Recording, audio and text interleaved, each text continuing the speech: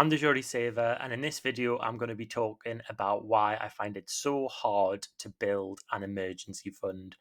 So, yeah, just as a bit of a reflection, if you've followed my channel for a while, you'll be aware that I have struggled quite a bit to build an emergency fund.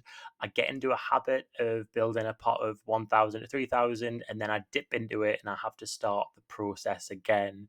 So, even though I'm disciplined in other areas, so I'm very good at regularly overpaying my mortgage and contributing to my investments, I find that building an emergency fund is something that I just really find hard to master.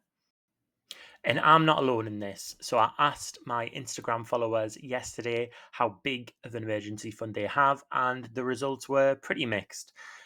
38% of them had less than £1,000 in savings, and 31% of them had over £6,000 stashed away in an emergency fund. So I don't think I'm different to the norm in terms of experience and challenges in building an emergency fund. So I've been trying to think about why I find it so hard to build an emergency fund. I think one reason is definitely temptation. I see a pot of money that's easily accessible as something that I can dip into when I need money for holidays or theatre shows.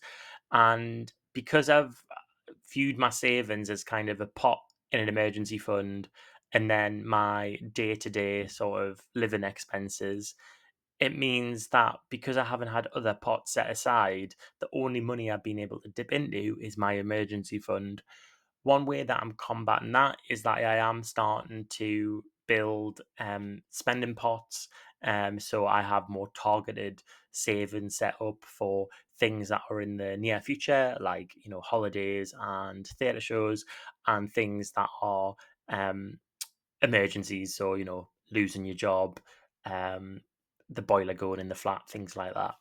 Um, Another reason I think is probably that it is quite a boring prospect building an emergency fund compared to um, investing or overpaying my mortgage. I think with investing and overpaying my mortgage, I feel like can hit milestones. I think with an emergency fund, it feels like if I start building that, then I'm having to take money away from the other two things. Now, I think this is probably a bit of a bad mindset to have because if you read a lot of sort of financial education resources, they all talk about building an emergency fund first as one of the first steps in terms of building wealth. Because the last thing that I personally want to do is if I fall on hard times, I don't want to be withdrawing money from a long term investment.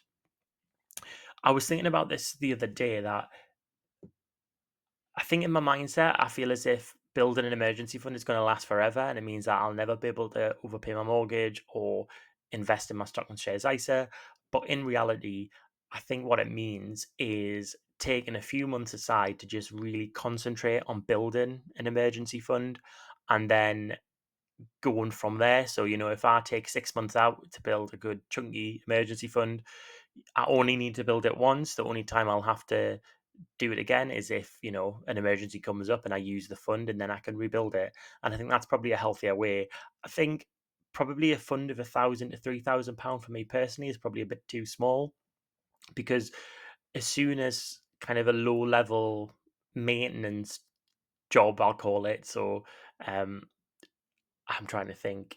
Maybe something goes wrong in the flat and I need to hire a builder to come and fix it for 500, £600.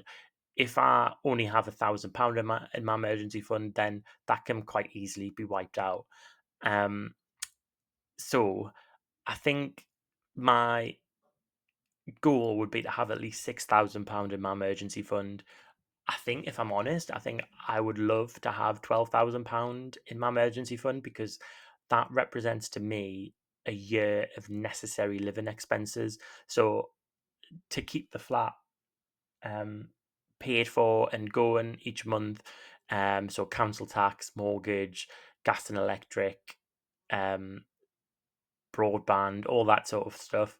That costs us £1,000 between us a month. So for joint costs, just running the flat would be £12,000, so that would cover us for a year.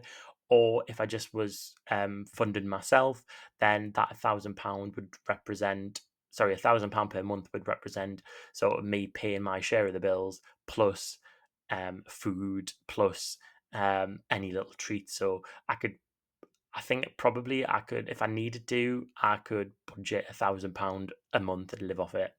So that would be a really nice thing to have, because I think in in life, I think you can get a bit too complacent, and I think it's really important for myself in my workplace to remember that that could go away at any instant.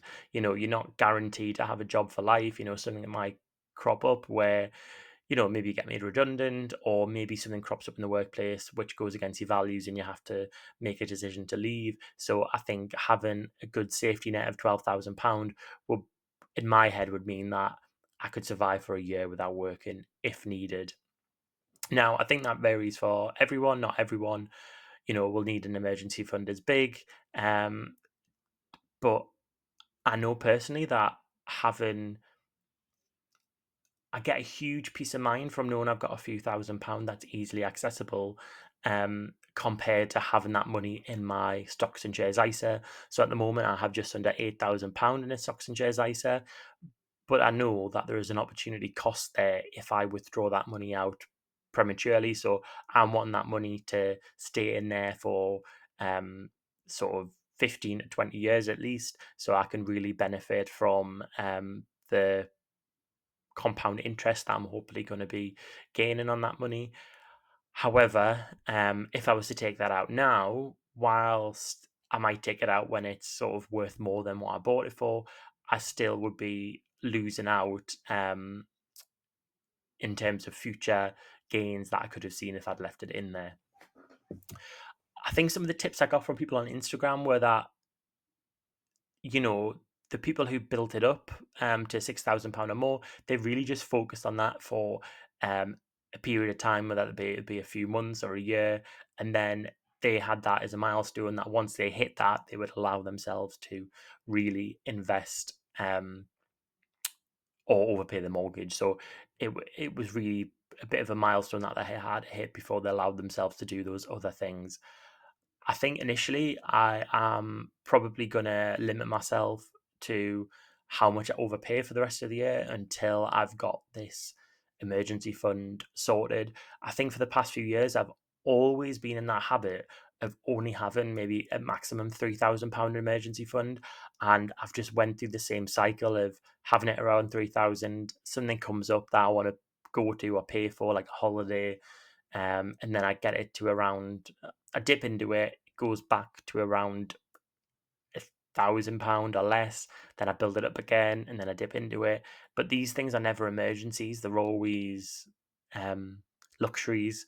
And I want to build an emergency fund, but then also build a healthy pot to the side of that, which is for those fun things. So it's really my mission for this year, by the end of this year, to have built £3,000 in emergency fund, and hopefully I'll have £1,000 in, I call it a fun fund for those other things. So those nice things that happen in life that I've got money there to pay for them, rather than tipping into my emergency fund for it.